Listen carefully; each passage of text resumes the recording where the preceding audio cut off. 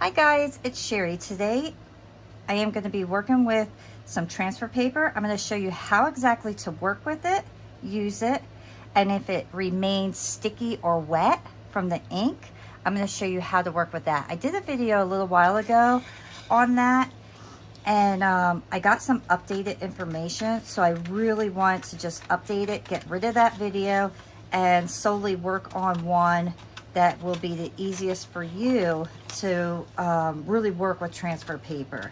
So this transfer paper is from loveandlightgallery.com. I'll link everything in my description area.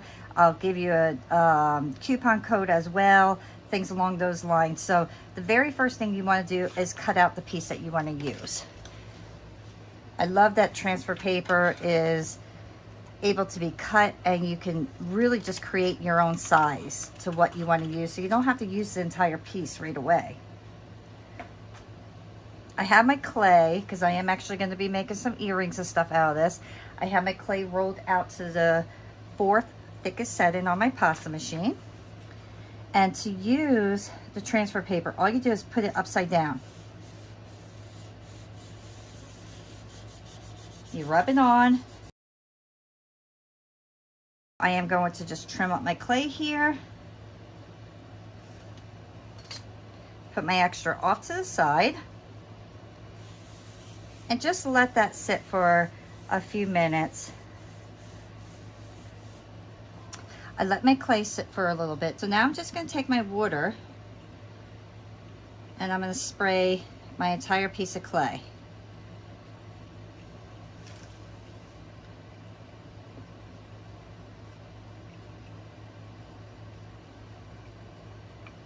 And you'll see it becomes almost like wet toilet paper. Can you see that? So that means that it's like the paper is starting to dissolve. And I just like to kind of let mine sit there for a little bit. And I also like to squirt it a little bit more. And you'll see it makes these little marks, and that kind of tells you that everything is starting to come off.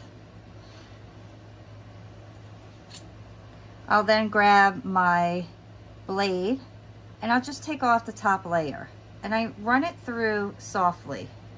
But look at all that paper that comes right off. So you'll get all that paper. Now I am going to tell you there is still paper on here. So what I'd like to do next is I will get it wet again. And then I like to take my fingers and just carefully go over it. And I'm not rubbing hard, I'm rubbing really light here. And you'll start feeling that paper just come off. And you can feel the difference between the clay itself and if there's paper on there. It almost feels like felt, like there's still felt on it. That's what it reminds me of.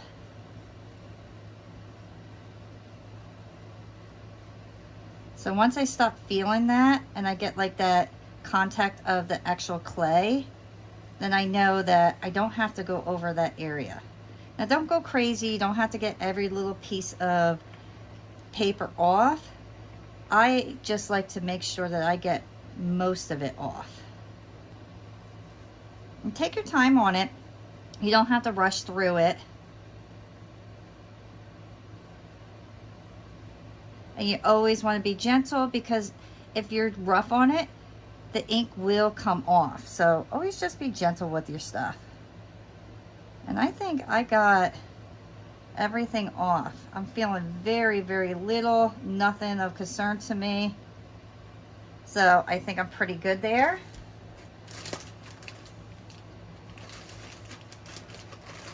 What I like to do next is just take my wipey and I'm going to clean up all this extra paper here. Get around. And I'm going to give it a little bit of time to actually dry. I want my ink to be as dry as possible. So give it a little bit of time. And then if it's sticky, I'll show you the trick that I want to show you.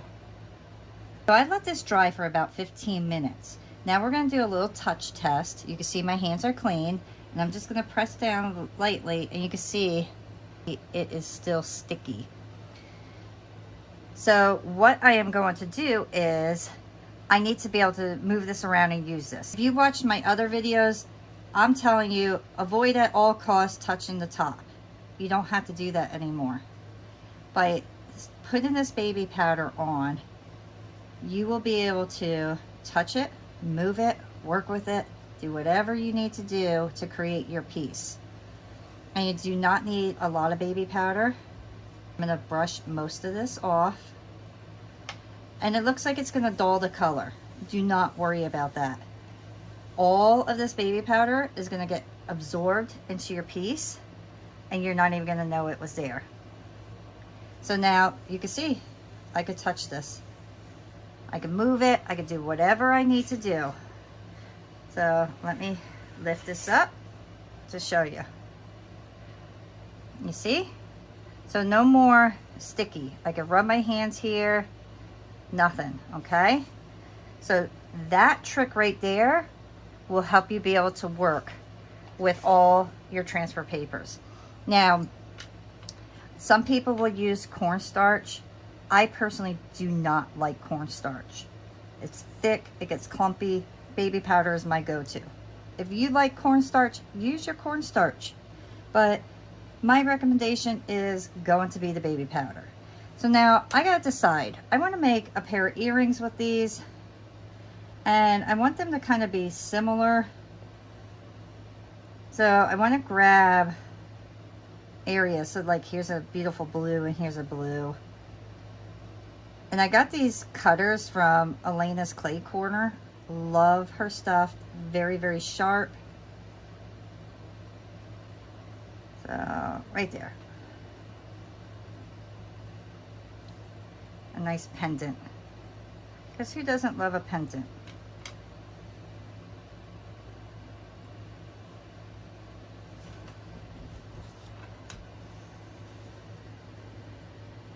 These papers are so beautiful. When I saw these particular ones, I knew I had to have them to create with them because they're just so pretty. I'm going to make some little studs as well.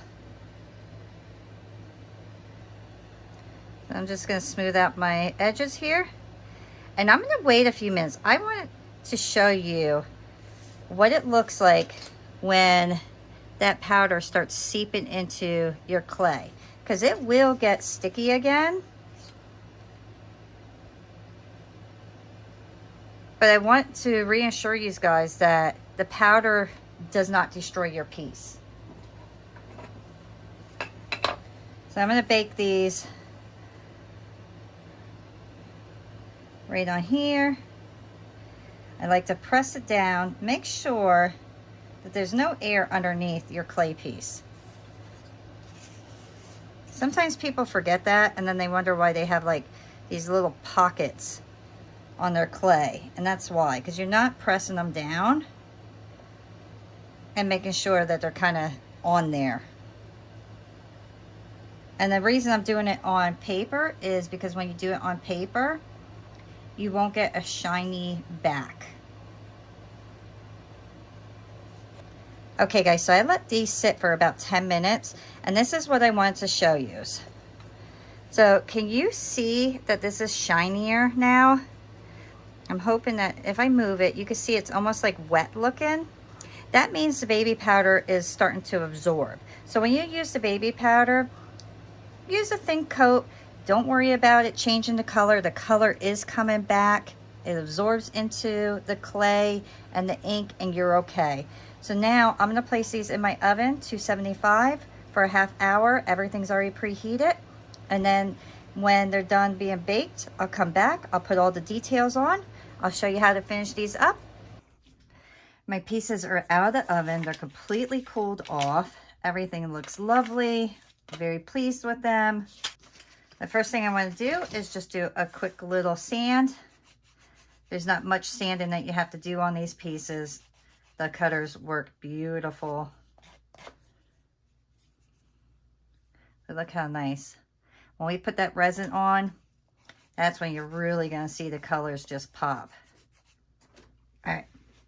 Now I'm just going to wipe them down because I want to make sure all the dust is off. And then I'm going to work with these two first. I'm going to do gold. So I have my chrome marker here. And then I'm just going to kind of wing it and just go with it. Just put little lines where I want. And that's the really nice thing about working with different kinds of paper like this, is you could really just have fun with it.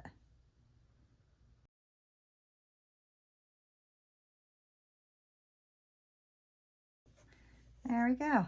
So I'm going to leave it just like that. Keep it very simple. This particular one, I'm going to go with my silver. And I love these silver ones because this particular one is a really sharp one.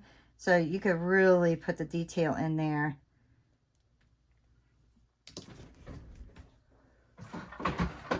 All right. So lastly, what I want to do before I put my resin on is I'm going to put holes in these. I keep these very simple and basic, you know, just a jump ring and then some rope chain or something like that. And I'm going to go right up here and drill my hole. And I always like to drill my holes before I put my resin in.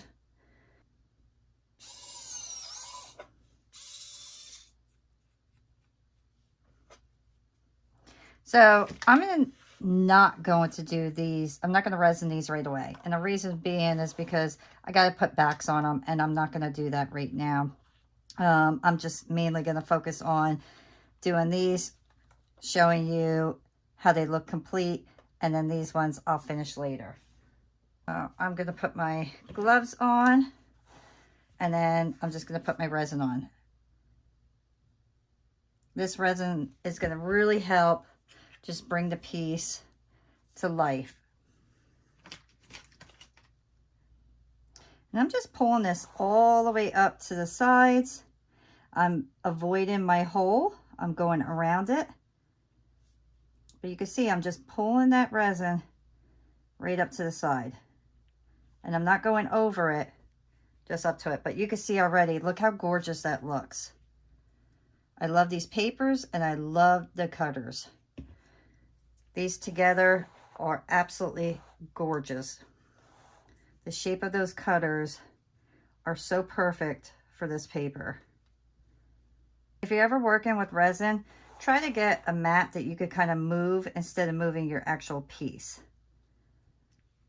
So like this particular little rubber mat works perfect because I could just move it around and put it exactly where I need it to reach, and I'm not moving my piece. Look how gorgeous that is. Putting that gold marker on there really was a great idea. It just kind of finishes it off real nice as well.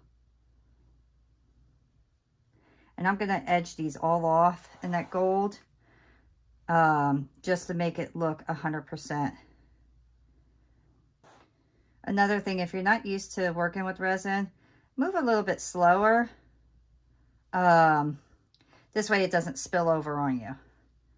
So I'm going to take this. I want to move my pieces all to the middle.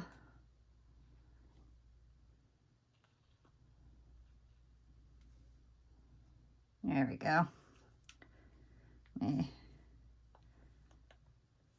wipe all that extra off. Get my lighter.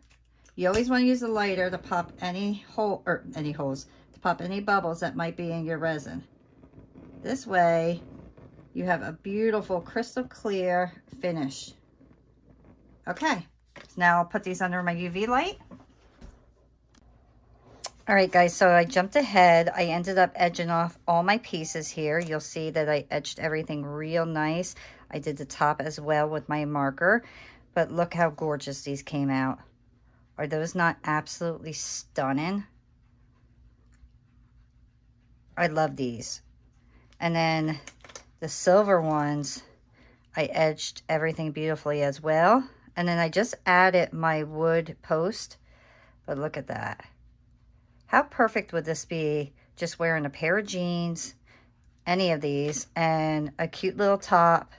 And then look at, I want to get a ribbon chain. I think a ribbon chain would look much nicer, but absolutely gorgeous. These papers are beautiful. I hope that you guys enjoyed learning how to work with transfer paper. My little tip and trick of keeping it from being sticky. And if you did enjoy the mini tutorial, please remember to give a thumbs up, subscribe if you haven't already, leave a comment, and I will see you all next time. Bye.